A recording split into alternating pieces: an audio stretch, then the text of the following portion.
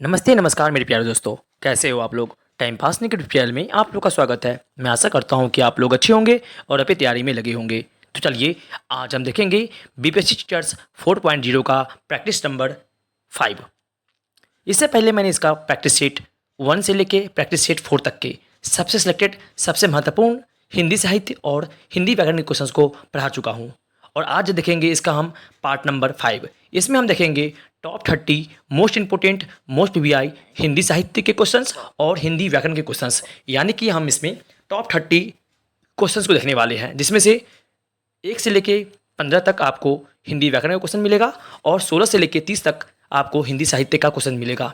अगर आपने इस 30 में से 25 प्लस कर लिए तो मैं मानूंगा कि आपकी तैयारी अच्छी है। तो चलिए बिना देर की वीडियो को स्टार्ट करते हैं। अगर वीडियो आपको अच्छा लगे तो प्लीज़ मेरे चैनल को सब्सक्राइब कर लीजिएगा और संपूर्ण हिंदी साहित्य और संपूर्ण हिंदी व्याकरण को बेसिक से एडवांस तक पढ़ने के लिए आप हमसे जुड़ जाइएगा। तो चलिए देखते हैं आज का क्वेश्चन नंबर फर्स्ट।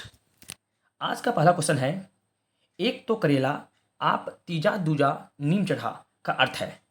एक तो करेला आप तीजा दूजा नीम चढ़ा का अर्थ है।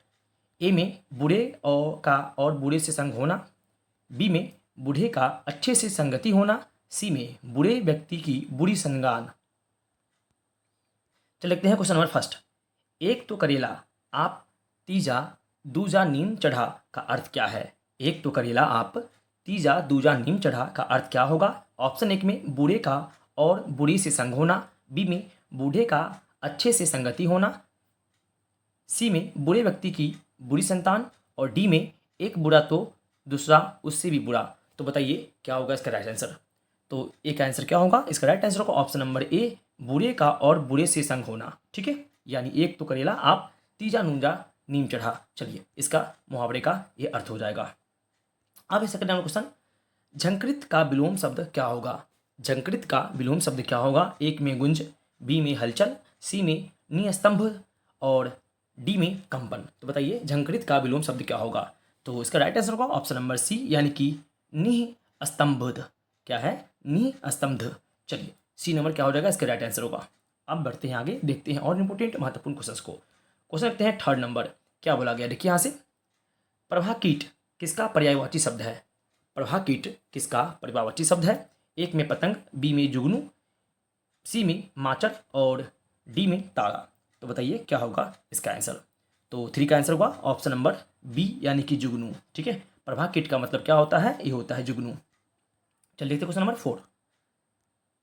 रातों रात में कौन सा समास है। रातों रात में कौन सा समास है। एक में कर्मधारय समास, बी में द्विगु समास, सी में अव्ययभाव समास और डी में द्वंद्व समास। तो बताइए क्या होगा इसका राइट आंसर। रातों रात में कौन सा समास होगा। तो 4 का आंसर होगा ऑप्शन नंबर सी, यानी कि अव्ययभाव समास। जी हाँ, इसमें क्या होगा, अव्ययभाव समास होगा। ठीक है, इस बात को भी अच्छे से याद रखिएगा। जब सेम वर्ड है ना आपस में दोहराते हैं तो वहाँ पे होता है आपका कौन सा, अव्ययभाव समास। लेकिन जब वह विपरीत शब्द दोहराए, जैसे माता पिता, आजकल, है ना, दिन रात, भाई बहन, तो वहाँ पे होता है कौन सा, ये होता है आपका क्या, तो द्वंद्व समास। ठीक है, इस बात को याद रखिएगा। चलिए देखते हैं आगे क्वेश्चंस को। क्वेश्चन लगते हैं 5 नंबर। 5 में क्या बोला गया, देखिए यहाँ से, हिंदी शब्दकोश में 6 का क्रम आता है। हिंदी शब्दकोश में 6 का क्रम आता है। एक में 6 के बाद, ऑप्शन बी में तरह के बाद, सी में क के बाद, ऑप्शन डी में ज्ञ के बाद। तो बताइए हिंदी शब्दकोश में 6 का क्रम आता है, इसके बाद आएगा। तो 5 का आंसर होगा ऑप्शन नंबर सी, यानी क के बाद। ठीक है, ऑप्शन नंबर सी सही हो जाएगा। चलिए तो आगे बढ़ते हैं, देखते हैं और इंपोर्टेंट महत्वपूर्ण क्वेश्चंस को। ये जितने भी क्वेश्चन है सब अपने अपने अति महत्वपूर्ण है, मोस्ट भी आए हैं और कई बार एग्जाम में पूछे गए हैं। क्वेश्चन नंबर 6 देखिए, हिंदी वर्णमाला में उष्म व्यंजन कौन से हैं। हिंदी वर्णमाला में उष्म व्यंजन कौन से हैं। ए में देखिए य र ल ब, बी में तलव्य स मूर्धन्य स दंती स और ह, सी में अ आ इ ई और डी में त थ द ध। तो बताइए क्या होगा इसका आंसर। तो बताइए हिंदी वर्णमाला में उष्म व्यंजन कौन से होंगे। इसका राइट आंसर होगा 6 का, वो हो जाएगा बी, यानी कि तलव्य स मूर्धन्य स दंती स और ह। ठीक है, इसमें 4 उष्म व्यंजन होते हैं। ठीक है, इस बात को याद रखिएगा। और अंतस्थ व्यंजन भी 4 होते हैं, जो कि है य र ल और व। चलिए अब देखते हैं क्वेश्चन नंबर 7। 7 में क्या बोला गया, देखिए यहाँ से, जिस समास में पूर्व पद गौण तथा उत्तर पद प्रधान होता है उसे कौन सा समास कहते हैं। जिस समास में पूर्व पद गौण उत्तर पद प्रधान होता है वह कौन सा समास कहलाता है। एक में द्वंद्व समास, बी में अव्ययभाव समास, सी में तत्पुरुष समास या डी में बहुव्रीहि समास। तो बताइए कि 7 का आंसर क्या होगा। तो 7 का आंसर होगा ऑप्शन नंबर सी यानी कि तत्पुरुष समास। जी हाँ, तत्पुरुष समास में पूर्व पद का गौण होता है जबकि उत्तर पद क्या होता है, प्रधान होता है। चलिए आगे। अब है क्वेश्चन नंबर 8। छंद कितने प्रकार के होते हैं। छंद कितने प्रकार के होते हैं। एक में 2 प्रकार के, बी में 3 प्रकार के, सी में 4 प्रकार के और डी में 5 प्रकार के। तो बताइए क्या होगा राइट आंसर। तो 8 का जो आंसर होगा ऑप्शन नंबर क्या हो जाएगा, बी हो जाएगा, यानी 3 प्रकार के होते हैं। ठीक है, चलिए अब आगे बढ़ते हैं, देखते हैं और इंपॉर्टेंट महत्वपूर्ण क्वेश्चंस को। क्वेश्चन लगते हैं 9 में क्या बोला, देखिए यहाँ से मुख्य रूप से समास कितने प्रकार के होते हैं। मुख्य रूप से समास कितने प्रकार के होते हैं। ऑप्शन 1 में 4, ऑप्शन बी में 5, ऑप्शन सी में 6, ऑप्शन डी में 8। तो बताइए क्या होगा इसका राइट आंसर। तो 9 का आंसर होगा ऑप्शन नंबर सी यानी कि 6 प्रकार के। जी हाँ, जो मुख्य रूप से समास होते हैं वो क्या होते हैं, 6 प्रकार के होते हैं और जो तत्पुरुष समास होता है वो भी 6 ही प्रकार के होते हैं। ठीक है, इस बात को भी याद रखिएगा। चलिए आगे देखते हैं क्वेश्चन नंबर 10 में क्या बोला गया है, जो क्रिया अभी हो रही है उसे क्या कहते हैं। जो क्रिया अभी हो रही है उसे क्या कहते हैं। एक में सामान्य वर्तमान, बी में अपूर्ण वर्तमान, सी में संदिग्ध वर्तमान और डी में अपूर्ण भूतकाल।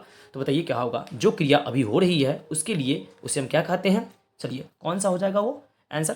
तो 10 का आंसर होगा ऑप्शन नंबर बी यानी कि अपूर्ण वर्तमान। जी हाँ, अपूर्ण वर्तमान, वह क्रिया अभी हो रही है, खत्म नहीं हुई है, इसीलिए अपूर्ण बोला गया है। चलिए बी क्वेश्चन में क्या हो जाएगा, बी सही हो जाएगा इसका। अब है 11 नंबर क्वेश्चन। प्रत्येक शब्द में कौन सा उपसर्ग है। प्रत्येक शब्द में कौन सा उपसर्ग है। एक में प्र, बी में एक, सी में प्रति, डी में इक। तो बताइए क्या होगा इसका राइट आंसर। प्रत्येक शब्द में कौन सा उपसर्ग है। तो 11 का आंसर होगा ऑप्शन नंबर सी यानी कि प्रति। जी हाँ, प्रत्येक में प्रति क्या है, तो उपसर्ग है। चलिए तो आगे बढ़ते हैं, देखते हैं और इंपॉर्टेंट महत्वपूर्ण क्वेश्चन को। क्वेश्चन नंबर 12 में क्या बोला गया, देखिए यहाँ से बचपन कौन सा शब्द है। बचपन कौन सा शब्द है। एक में क्रिया विशेषण, बी में सर्वनाम, सी में विशेषण, डी में संज्ञा। तो बताइए बचपन कौन सा शब्द है। तो क्या होगा इसका राइट आंसर। इसका राइट आंसर होगा ऑप्शन नंबर क्या, तो डी हो जाएगा यानी कि संज्ञा। जी हाँ, बचपन क्या है, एक प्रकार का भाववाचक संज्ञा है। ठीक है, यानी कि संज्ञा है। अब देखते हैं क्वेश्चन नंबर 13 कौन से रस को रस राज की संज्ञा दी गई है। यानी किस रस को रस राज की संज्ञा दी गई है। एक में श्रृंगार रस, बी में वीर रस, सी में विभत्स रस और डी में करुण रस। तो बताइए क्या होगा इसका आंसर। किस रस को रस राज की संज्ञा दी गई है। तो 13 का आंसर होगा ऑप्शन नंबर क्या, तो ई हो जाएगा यानी कि श्रृंगार रस को। जी हाँ, श्रृंगार रस को रस राज की संज्ञा दी गई है। आगे क्वेश्चन लेते हैं 14 नंबर। क्या बोला गया है, 3 बेर खाती है वह 3 बेर खाती है में कौन सा अलंकार है। 3 बेर खाती है वह 3 बेर खाती है में कौन सा अलंकार होगा। ए में यमक अलंकार, बी में श्लेष अलंकार, सी में उत्प्रेक्षा अलंकार और डी में अनुप्रास अलंकार। तो बताइए 14 का आंसर क्या होगा। तो 14 का होगा ऑप्शन नंबर ए यानी यमक अलंकार। यमक अलंकार क्या होता है, जिसमें शब्द एक से दो ज़्यादा बार आए लेकिन उसका क्या हो, अर्थ भी अलग अलग हो। ठीक है, यानी कि सेम शब्द सेम आए लेकिन उसका क्या हो, अर्थ अलग अलग हो। जैसे इस बेर का मतलब होता है आपको फल, जो बेर खाते हैं ना, फिर बेर एक प्रकार का फल होता है। और इस बेर का मतलब होता है समय, यानी 10 बजे, है ना, कि इतना बेर। तो यहाँ पर क्या है, शब्द तो सेम है लेकिन दोनों का शब्द का क्या है, अर्थ अलग अलग है। तो वहाँ पे होता है यमक अलंकार। चलिए आई होप आपको समझ में आया होगा यमक अलंकार। अब आगे क्वेश्चन लगते हैं 15 नंबर। क्या बोला गया, देखिए यहाँ से 15 क्वेश्चन बोला गया है पुरोहित शब्द में कौन सा उपसर्ग है। पुरोहित शब्द में कौन सा उपसर्ग है। ए में पुरो, बी में पुरस, सी में पुर और डी में पुरा। तो बताइए पुरोहित शब्द में कौन सा उपसर्ग है। तो 15 का आंसर होगा ऑप्शन नंबर डी यानी कि पुरा। ठीक है, आपको यहाँ देखिए पुरा। चलिए आगे हो सकते हैं 16 नंबर। अब हम देखेंगे हिंदी साहित्य के अति महत्वपूर्ण 15 प्रश्न को। अभी हम देखे थे हिंदी व्याकरण के, अब हम देखेंगे हिंदी साहित्य के। चलिए, अगर आपको वीडियो अच्छा लगा हो तो प्लीज़ मेरे चैनल को सब्सक्राइब कर लीजिएगा। यकीन मानिए कि जब तक आपका बीपीएससी टीचर्स एग्जाम्स होगा उससे पहले मैं आपको हिंदी साहित्य और हिंदी व्याकरण को पूरा का पूरा बेसिक से एडवांस तक पूरा खत्म कर दूंगा। ठीक है, कुछ दिन में ही आपको बहुत ही भयंकर मैराथन क्लास भी देखने को मिलेगा, इसीलिए आप मेरे चैनल को सब्सक्राइब कर लीजिएगा। चलिए आगे 60 नंबर। भारतीय आत्मा के नाम से किसे जाना जाता है। भारतीय आत्मा के नाम से किसे जाना जाता है। ऑप्शन 1 में माखनलाल चतुर्वेदी, 2 में शिव पूजन सहाय, 3 में रामधारी सिंह और डी में भारतेंदु हरिश्चंद्र। तो बताइए भारतीय आत्मा के नाम से किसे जाना जाता है। तो 16 का जो आंसर होगा क्या हो जाएगा, ऑप्शन नंबर ए हो जाएगा यानी कि माखनलाल चतुर्वेदी को। ठीक है, चलिए अब आगे बढ़ते हैं, देखते हैं और इंपॉर्टेंट क्वेश्चंस को। क्वेश्चन लिखते हैं 17 नंबर। क्या बोला गया 17। प्रकृति का सुकुमार कवि किसे कहा गया है। प्रकृति का सुकुमार कवि किसे कहा गया है। ए में रामधारी सिंह, बी में सुमित्रानंद पंत, 3 में विद्यापति और डी में क्या है तो भारतेंदु हरिश्चंद्र। तो बताइए 17 का आंसर क्या होगा। तो 17 का जो आंसर होगा ये हो जाएगा क्या, तो ऑप्शन नंबर बी यानी सुमित्रानंदन पंत। जी हाँ, प्रकृति का सुकुमार कवि सुमित्रानंदन पंत जी को कहा जाता है। आगे बढ़ते हैं, देखते हैं क्वेश्चन नंबर 18 में क्या बोला, देखिए यहाँ से क्रांतिकारी कवि किसे कहा जाता है। क्रांतिकारी कवि किसे कहा जाता है। ऑप्शन 1 में अयोध्या सिंह उपाध्याय हरिऔध, बी में मलिक मोहम्मद जायसी, 3 में सूर्यकांत त्रिपाठी निराला और 4 में कबीरदास। तो बताइए क्रांतिकारी कवि किसे कहा जाता है। 18 का जो आंसर होगा ऑप्शन नंबर सी हो जाएगा, यानी सूर्यकांत त्रिपाठी निराला को क्रांतिकारी कवि के रूप में जानते हैं। ठीक है, यही कहा जाता है। अब है क्वेश्चन नंबर 19, छायावाद का जनक किसे कहा जाता है। छायावाद का जनक किसे कहा जाता है। ए में मैथिली शरण गुप्त, बी में हरिवंश राय बच्चन, 3 में हरिशंकर परसाई और 4 में जयशंकर प्रसाद। तो बताइए 19 का आंसर क्या होगा। तो 19 का ऑप्शन नंबर 4 यानी कि जयशंकर प्रसाद को छायावाद का जनक कहा जाता है। इस बात को भी याद रखिएगा। चलिए देखते क्वेश्चन नंबर 20, आधुनिक कविता के सुमेरु किसे कहा गया है। आधुनिक कविता के सुमेरु किसे कहा गया है। 1 में तुलसीदास, 2 में जयशंकर प्रसाद, 3 में जगनिक और 4 में रामचंद्र शुक्ल। तो बताइए आधुनिक कविता के सुमेरु किसे कहा गया है। 20 का आंसर होगा ऑप्शन नंबर बी यानी जयशंकर प्रसाद को आधुनिक कविता का सुमेरु कहा जाता है। ठीक है, चलिए तो आगे बढ़ते हैं, देखते हैं और इंपोर्टेंट महत्वपूर्ण क्वेश्चंस को। जितने भी क्वेश्चंस हैं सब अपने आप में अति महत्वपूर्ण हैं और परीक्षा में तो बार बार पूछे गए हैं। ठीक है, चलिए मैं जितना बोलूँ उतना कम है, उतना ही खास है। चलिए आगे 21, गागर में सागर भरने का काम किसने कवि ने किया है। गागर में सागर भरने का काम किस कवि ने किया है। 1 में बिहारी, बी में निराला, 3 में रसखान और 4 में स्वयंभू। तो बताइए क्या होगा राइट आंसर। तो 21 का जो आंसर होगा ऑप्शन नंबर 1 हो जाएगा, यानी कि बिहारी। जी हाँ, गागर में सागर भरने का काम बिहारी ने किया है। आगे क्वेश्चन लेते हैं 22 नंबर, क्या बोला गया है। राष्ट्रकवि के रूप में किसे जाना जाता है। राष्ट्रकवि के रूप में किसे जाना जाता है। 1 में रामधारी सिंह दिनकर, 2 में भारतेंदु हरिश्चंद्र, 3 में मैथिली शरण गुप्त और 4 में सुमित्रानंदन पंत। तो बताइए राष्ट्रकवि के रूप में किसे जाना जाता है। तो 22 का जो आंसर होगा ऑप्शन नंबर सी हो जाएगा, यानी कि मैथिली शरण गुप्त को, है ना, राष्ट्रकवि के रूप में जाना जाता है। चलिए आगे बढ़ते हैं, देखते क्वेश्चन नंबर 23 नंबर, खान खाना की उपाधि से किसे जाना जाता है। खान खाना की उपाधि से नाम से किसे जाना जाता है। 1 में रसखान, 2 में सूर्यदास, 3 में कबीरदास और 4 में रहीम। तो खान खाना की उपाधि से किसे जाना जाता है। तो 23 का जो आंसर होगा ऑप्शन नंबर डी हो जाएगा, यानी कि रहीम। जी हाँ, खान खाना की उपाधि से रहीम को जाना जाता है। चलिए आगे बढ़ते हैं, देखते हैं और इंपोर्टेंट महत्वपूर्ण क्वेश्चंस को। ये जितने भी क्वेश्चंस हैं सब अपने आप में अति महत्वपूर्ण है। क्वेश्चन नंबर 24 नंबर, वात्सल्य रस का सम्राट किसे कहा जाता है। वात्सल्य रस का सम्राट किसे कहा जाता है। ऑप्शन 1 में तुलसीदास, ऑप्शन 2 में सूरदास, ऑप्शन 3 में कबीरदास, ऑप्शन 4 में रैदास। तो बताइए वात्सल्य रस का सम्राट किसे कहा जाता है। 24 का आंसर होगा ऑप्शन नंबर 2 यानी कि सूरदास। जी हाँ, वात्सल्य रस का सम्राट सूरदास को कहा जाता है। आगे क्वेश्चन नंबर 25 नंबर, भाषा का डिक्टेटर किसे कहा गया है। भाषा का डिक्टेटर किसे कहा गया है। 1 में रसखान, 2 में सूरदास, 3 में कबीरदास और 4 में तुलसीदास। तो बताइए क्या होगा, भाषा का डिक्टेटर किसे कहा गया है। 25 का जो आंसर होगा ऑप्शन नंबर सी हो जाएगा, यानी कि कबीरदास। जी हाँ, कबीरदास को भाषा का डिक्टेटर कहा जाता है। इस बात को आप अच्छे से याद रखिएगा। 25 का क्या हो जाएगा, तो सी नंबर हो जाएगा इसका राइट आंसर। अब है क्वेश्चन नंबर 26 नंबर, क्या बोला गया है। कवि शिरोमणि के नाम से किसे जाना जाता है। कवि शिरोमणि के नाम से किसे जाना जाता है। 1 में कबीरदास, 2 में सूरदास, 3 में रैदास और 4 में तुलसीदास। तो बताइए कवि शिरोमणि के नाम से किसे जाना जाता है। तो 26 का आंसर होगा ऑप्शन नंबर डी, यानी कि 4 नंबर, यानी कि तुलसीदास। ठीक है, कवि शिरोमणि के नाम से तुलसीदास जी को गाना जाता है। ठीक है, आगे अब है क्वेश्चन नंबर 27, क्या बोला गया है। हिंदी का आदि कवि किसे माना गया है या किसे माना जाता है। तो हिंदी का आदि कवि किसे माना जाता है। 1 में है लल्लूलाल, 2 में है स्वयंभू, 3 में है मुल्ला दाऊद और 4 में है निराला।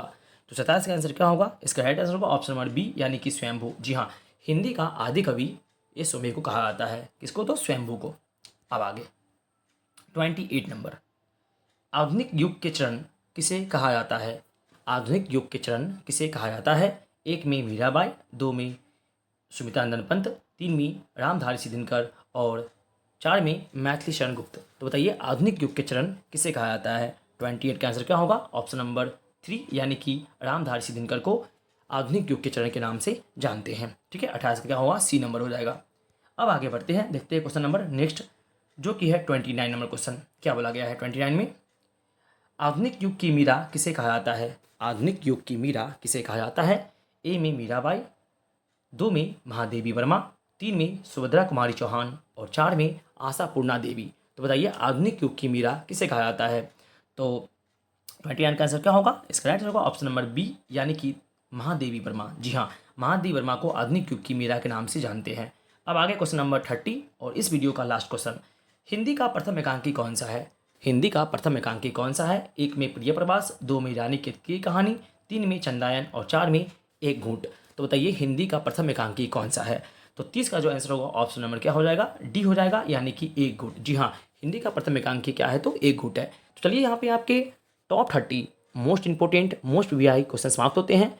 और इसका नेक्स्ट पार्ट यानी कि प्रैक्टिस सेट नंबर 6 पढ़ने के लिए आप मेरे चैनल को सब्सक्राइब कर लीजिए और बेल आइकन को दबा लीजिए, ठीक है, कि जब भी मैं वीडियो डालूँ सबसे पहले आपको वह प्राप्त हो जाए। तो चलिए आज के लिए इतना ही, तब तक थैंक यू, जय हिंद, वंदे मातरम।